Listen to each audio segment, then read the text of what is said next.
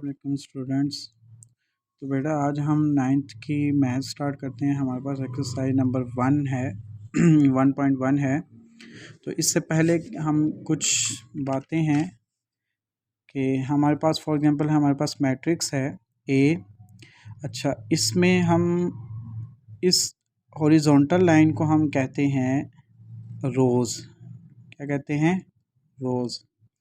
और ये जो वर्टिकल लाइंस होती हैं इसको हम कहते हैं कॉलम। ठीक है, उर्दू मीडियम वाले भी हैं। ये हमारे पास फॉर एग्जांपल एक कालिब है, ठीक है। इसके ये उफ़क़ी लाइनों को हम कहते हैं रो यानी कितारें, और इसकी बिल्कुल सीधी लाइनों को हम क्या कहते हैं? कॉलम कहते हैं। ठीक है, तो ये कालिब है हमारे पास ए। इसमें देखो 2 रो हैं, 1 2, ठीक है, और 2 ही कॉलम हैं, 1 और 2। ठीक है, तो अच्छा, किसी भी मैट्रिक्स का ऑर्डर अगर आपने फाइंड करना हो तो ऑर्डर का फार्मूला क्या होता है? Order is equal to row by column. ठीक है, रो बाय कॉलम, इसका ऑर्डर का फार्मूला ये होता है। ठीक है, मोस्टली हम क्या करते हैं, रो को हम एम से जाहिर किया करते हैं और कॉलम को एन से जाहिर करते हैं, तब इसका फार्मूला एम बाय एन भी होता है। ठीक है, एम बाय एन। रो को हम यानी कि तारों को एम से ज़ाहिर करते हैं और कॉलम को एन से ज़ाहिर करते हैं, तो उस सूरत में हमारे पास ऑर्डर का फार्मूला क्या हो जाएगा? M by N. ठीक है, तो हमारे पास सबसे पहले जैसे कि फॉर एग्जांपल हमारे पास एक कालिब है ए। इसमें देखो पहले रो, इसका ऑर्डर कैसे फाइंड करेंगे? इसमें रो कितनी है यानी कि तारें कितनी हैं? 1 2, 2 की तारें हैं, तो ये हमारे पास 2 आ गए। ठीक है, बाय, और इसमें कॉलम कितने बेटा? 1 और 2, 2 कॉलम हैं, तो हमारे पास 2 आ गया। ठीक है, इसका ऑर्डर क्या हुआ? 2/2। ठीक है, इसका ऑर्डर हमारे पास क्या आ गया? 2/2। तो ऑर्डर का फार्मूला है रो बाय कॉलम, ये याद रखना है। ठीक है, अब कुछ और भी है। अब 2 कॉलम जो है यानी 2 हमारे पास मैट्रिक्स हैं, वो इक्वल कैसे होते हैं? ठीक है, इक्वल तब होंगे अगर मैं कहता हूँ हमारे पास एक और कालिब है बी है। ठीक है, बी हमारे पास क्या है? वो भी हमारे पास 2 3 -7 और 4 है। ठीक है, अब देखें ए का ऑर्डर क्या है? 2/2। ठीक है, और बी का ऑर्डर क्या होगा? इसका भी 2/2 होगा। देखें अगर आप इसका ऑर्डर क्या होगा? 2/2 ही होगा। ऑर्डर बी का ऑर्डर कैसे फाइंड करेंगे कि इसमें रो पहले कितनी है? 1 2, 2 रो हैं, 2 बाय, और कॉलम कितने बेटा? 1 और 2, 2 ही कॉलम है, इसका ऑर्डर भी 2/2 है। तो 2 मैट्रिक्स आपस में इक्वल तब होते हैं बेटा जब उनके एक तो ऑर्डर सेम होने चाहिए। ठीक है, इसका देखो बेटा, ए जो है हमारे पास उसका ऑर्डर भी 2/2 है और बी का ऑर्डर भी 2/2 है। ठीक है, एक तो ऑर्डर सेम होना चाहिए, दूसरे जो अंदर वाली एंट्रीज हैं ना, एलिमेंट्स हैं, वो भी सेम होने चाहिए। देखो ये 2 3 -7 4 है, ये भी हमारे पास बी के है 2 3 -7 4 है।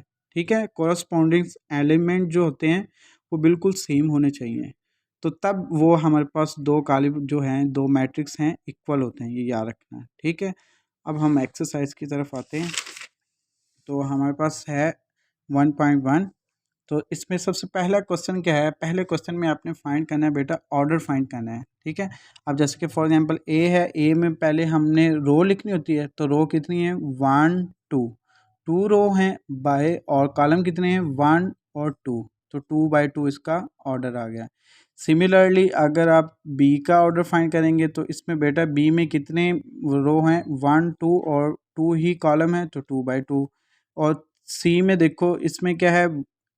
एक यानी जो हमारे पास 1 रो है, और कॉलम कितने हैं? 1 और 2, 2 कॉलम है हमारे पास, तो इसका ऑर्डर क्या हुआ? 1/2। ठीक है, इसमें देखें रो कितनी है बेटा? 1 2 और 3, 3 रो हैं, और कॉलम कितने हैं? सिर्फ कॉलम इसमें एक ही है, देखो ये एक ही कॉलम है, तो 1 कॉलम है इसमें, तो इसका ऑर्डर क्या हुआ? 3/1। इसी तरीके से ई का हमारे पास क्या है? इसमें रो कितनी है? 1 इस ये ई है बेटा हमारे पास, इसका ऑर्डर भी देखो बेटा, इसमें कॉलम कितने 1 2 और 3, तो इसका सॉरी रो कितनी है 1 2 3 और कॉलम कितने हैं 1 और 2 कॉलम है, तो इसका ऑर्डर क्या हुआ 3/2। और एफ हमारे पास बेटा इसमें एक ही रो है एक ही कॉलम है, तो इसका ऑर्डर क्या होगा 1/1। ठीक है, सिमिलरली जी और एच का। अब नेक्स्ट हमारे पास क्वेश्चन नंबर 2 है। हमारे पास क्वेश्चन नंबर 2 में हमने क्या देखना है कि कौन से मैट्रिक्स आपस में इक्वल हैं। इक्वल मैंने आपको बताया था ना, इक्वल तब होता है जब उनके ऑर्डर सेम हो और एलिमेंट भी सेम हो। ठीक है, इन जो अंदर वाली एंट्रीज हैं वो भी सेम होनी चाहिए, तब वो हमारे पास इक्वल होते हैं। तो यहाँ पर मैंने रीज़न भी लिखी है, तो बेटा आप लोग बुक में क्वेश्चन देखेंगे तो उसमें ए और सी आपस में इक्वल हैं। ठीक है, ए हमारे पास क्या है 3 और सी हमारे पास क्या है 5-3। इसको जब सॉल्व करोगे ना 5-3 सॉरी 5-2, 5-2 किसके इक्वल है 3 के, तो ये सेम आ गया, तो इसका मतलब ए और सी इक्वल हैं। इसी तरीके से बी और आई हमारे पास इक्वल हैं। बी हमारे पास क्या है 3 और 5 और आई हमारे पास क्या है 3 और 3+2। जब इसको सॉल्व करोगे ना 3+2 5, तो बेटा ये देखो सेम आ गए 3 5 3 5, तो ये बी और आई इक्वल हैं। इसी तरीके से ई एच और जे इक्वल हैं। देखो ई हमारे पास 4062 और एच भी हमारे पास 4062 है, और जे हमारे पास क्या है 2+2 2-2 2+4 2+0, तो 2+2 4 के इक्वल होता है, 2-2 0, हमारे पास 2+4 6 और 2+0 2 के इक्वल सेम आ गए तीनों, तो इट मीन हमारे पास ई एच और जे इक्वल हैं। ठीक है, इसी तरीके से ये हमारे पास एफ और जी इक्वल होंगे। अब नेक्स्ट क्वेश्चन बेटा आपके पास है, आपने ए बी सी और डी की वैल्यू फाइंड करनी है। आपके पास दो काली यानी दो मैट्रिक्स दिए हुए हैं जो कि इक्वल हैं। ठीक है, ये इक्वल का बीच में साइन है, तो ये दोनों इक्वल हैं, तो हमने ए बी सी डी की वैल्यू फाइंड करनी है। तो बेटा इक्वल होने का मतलब क्या है कि इस मैट्रिक्स का पहले वाले मैट्रिक्स का यानी इस वाले मैट्रिक्स का पहला एलिमेंट इसके पहले एलिमेंट के इक्वल होगा, दूसरा दूसरे के इक्वल होगा, तीसरा तीसरे के इक्वल होगा और चौथा चौथे के इक्वल होगा। ठीक है, तो हम कह सकते हैं बेटा ए प्लस सी जो है ज़ीरो के इक्वल होगा, तो ए प्लस सी हमारे पास ज़ीरो के इक्वल हो गया। और ए प्लस टू भी किसके इक्वल होगा -7 के। देखो a plus two b is equal to -7। C -1 किसके बराबर होगा 3 के, तो सी -1 3 के इक्वल है। 4d-6 किसके इक्वल होगा 2d के, तो 4d-6 किसके इक्वल है 2d के। तो मैंने इनको इक्वेशंस के नाम दे दिए हैं, इक्वेशन नंबर 1 2 3 और 4।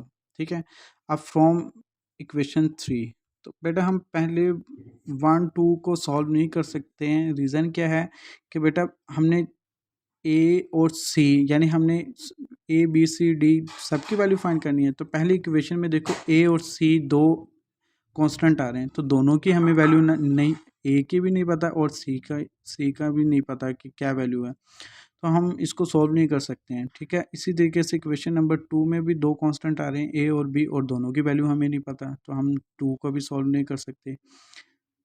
थर्ड को सॉल्व कर सकते हैं, रीज़न क्या, इसमें सिर्फ एक ही कांस्टेंट आ रहा है बेटा सी। ठीक है, तो हम सी को सॉल्व यानी इक्वेशन नंबर 3 को सॉल्व करेंगे। इक्वेशन नंबर 3 हमारे पास क्या है C-1 इज इक्वल टू 3, मैंने एक दफ़ा ऐसे लिख लिया बेटा। अब देखो ये 1 जो है इधर माइनस का है, दूसरी तरफ इक्वल के दूसरी तरफ जाकर क्या हो जाएगा प्लस का। ये मैथ में रूल है कि अगर इक्वल की एक साइड पर आप कोई भी वैल्यू जो है प्लस हो रही है तो दूसरी तरफ लेकर जाओगे तो वो माइनस की हो जाएगी, अगर एक तरफ माइनस हो रही है तो दूसरी तरफ लेकर जाओगे तो प्लस की हो जाएगी, अगर एक तरफ मल्टीप्लाई हो रही है दूसरी तरफ जाकर डिवाइड हो जाएगी, अगर एक तरफ डिवाइड हो रही है तो दूसरी तरफ जाकर मल्टीप्लाई हो जाएगी। तो इसी तरीके से 1 इधर माइनस का था, दूसरी तरफ इक्वल के दूसरी साइड पर गया तो वो प्लस का हो गया, तो c इज इक्वल टू 3 + 1 4, तो हमारे पास c की वैल्यू क्या आ गई 4। अब ये c की वैल्यू इक्वेशन नंबर बेटा 1 में पुट कर दो जहाँ पर ये c आ रहा है, तो हमारे पास a की वैल्यू आ जाएगी, तो हम पुट करते हैं। देखो फ्रॉम इक्वेशन 1 इक्वेशन 1 क्या है a + c is equal to 0, c की जगह मैंने क्या 4 पुट किया। ठीक है, उसकी वैल्यू पुट की 4, इधर हमने एक को सेपरेट करना है ना, एक ही वैल्यू फाइंड करनी है, तो 4 को हम दूसरी तरफ ले जाएंगे, 4 इधर प्लस का दूसरी तरफ जाकर क्या हो जाएगा माइनस का। ठीक है, तो ए इज इक्वल टू हमारे पास क्या आ गया बेटा -4। इसी तरीके से फ्रॉम इक्वेशन 2 बेटा अब ये देखें इक्वेशन 2 में हम इक्वेशन 2 में हम जो ए के रिप्लेस में उसकी वैल्यू पुट कर देते हैं हम, ठीक है, तो हमारे पास क्या आ जाएगी, बी की वैल्यू आ जाएगी। तो हम इक्वेशन 2 को सॉल्व करते हैं। फ्रॉम इक्वेशन 2 क्या है, a plus 2b is equal to -7। तो ए हमारे पास उसकी वैल्यू क्या आई है, -4। ये तो ए की जगह उसकी वैल्यू -4 पुट किया, plus 2b is equal to -7। 4 इधर माइनस का दूसरी तरफ जाकर क्या हो जाएगा, प्लस का।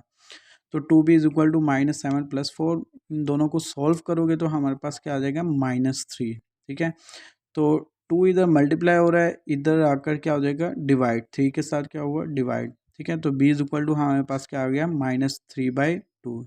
और आप अगर आप इसको डेसिमल फॉर्म में कन्वर्ट करना चाहते हैं तो 3 को डिवाइड करोगे ना 2 पर, तो हमारे पास क्या आ जाएगा, -1.5 इसका आंसर आ गया। ठीक है, अब दोनों आंसर हो सकते हैं, या तो -3/2 लिख दो या डेसिमल फॉर्म में -1.5 लिख लें।